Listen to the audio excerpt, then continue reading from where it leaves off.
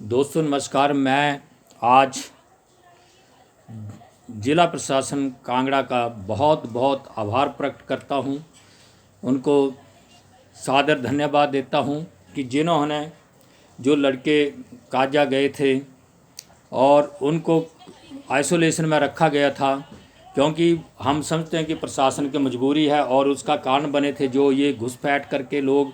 घुस रहे हैं, कहीं ना कहीं चोर रास्तों से जो आ रहे थे, और उनकी वजह से कुछ प्रशासन को रोकने के लिए सख्ताई बरतना पड़ी थी। तो उसी वजह से ये लड़कों को भी आइसोलेशन में आना पड़ा था, क्योंकि प्रशासन ने जो है प्रशासन इतना जो कंट्रोल करना बहुत ही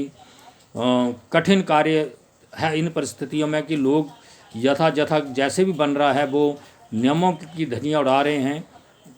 और उसकी वजह से लड़कों को भी आइसोलेशन में जाना पड़ा था। और हमने ये जब बात आप दोस्तों के सहयोग से प्रशासन तक पहुंचाई, और जब प्रशासन ने उसके ऊपर अपने व्यस्त समय में देख के उस पर पूरी छानबीन की, और जब पाया कि ये जो लड़के थे वो कांगड़ा से ही गए थे और जो कह रहे हैं सही है, क्योंकि हम जब बात अपनी कहते हैं तो हम अपना पक्ष रखते हैं कि सही है, लेकिन सामने वाले को उस चीज़ का पता नहीं होता है, उसको भी अपने चीज़ से उसकी पूरा छानबीन करना होती है। और जब छानबीन करी और जब जिलाधीश महोदय ने उस पाया कि ये सही है, जेन्युइन केस है और इनका आइसोलेशन में या क्वारंटाइन में रहना इतना कोई ज़रूरी नहीं था, और हर वो पूरे जो नियम थे जो सारे वो पूर्ण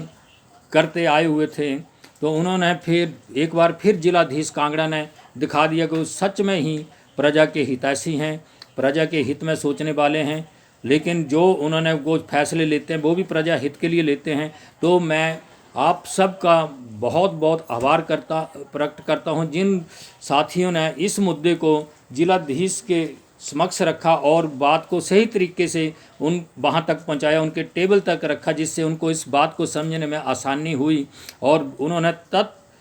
जैसे ही उनको इस चीज़ का क्लियर हो गया कि ये जो केस है जेन्युइन है, कहीं भी यहाँ पर कोई ये नहीं है, कोताही नहीं बरती गई है, जैसे आज लोग पास लेकर गलत तरीके अपना रहे हैं, तो वो भी एक बहुत ज़रूरी है। ये एक वो शासक का जरूर जिम्मेदारी थी और उसकी जिम्मेदारी का निर्वाह किया, और अंततः जब उन्होंने देख लिया कि नहीं ये जो केस जेन्युइन है और इसमें कोई भी किसी प्रकार की ये नहीं है, अवहेलना नहीं हो रही है, तो उन्होंने तुरंत एसडीएम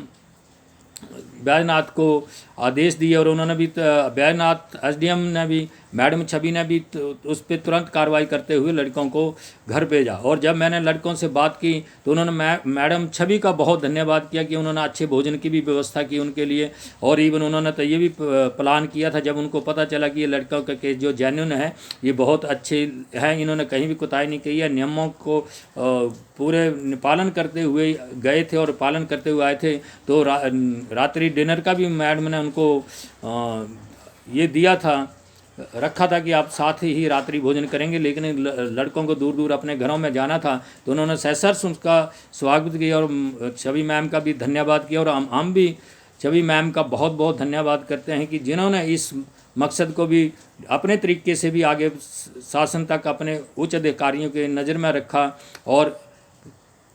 नतीजन जो लड़के हैं वो जो बिना वजह से वहाँ पर कुछ मुश्किलों का सामना कर रहे थे, वो कई बार ऐसी करना पड़ती हैं।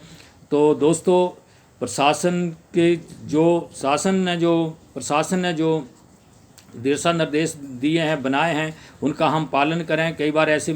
मसले आ जाते हैं तो कभी भी निराश ना हो, बात अपनी सही तरीके से रखें,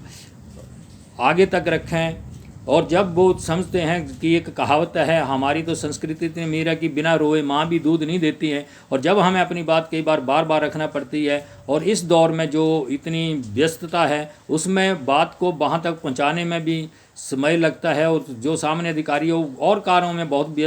व्यस्त होते हैं तो निर्णय समय पर नहीं ले पाते हैं। लेकिन अंततः जो है कहता भी कहा कि भगवान के भी दर में देर है, अंधेर नहीं है, वो यहाँ चरितार्थ का बात करी है माननीय महोदय जिलाधीश कांगड़ा प्रजापति ने। उनका पुनः हम आवाम संस्था और जितने भी सहयोगी हमारे साथ थे सभी मिलकर उनका एक बार पुनः बहुत बहुत धन्यवाद करते हैं, और हम साथ हैं शासन के साथ हैं, प्रशासन के साथ हैं, और जहाँ भी ज़रूरत पड़ती है हम जैसे भी आदेश होंगे हम आपके साथ हाजिर हैं। इन्हीं शब्दों के साथ दोस्तों, सरकार के दिए हुए दिशा निर्देशों का पालन करें ताकि हम इस महामारी के प्रकोप से जल्दी बाहर आएँ। जय हिंद, जय हिमाचल, जय आवाम।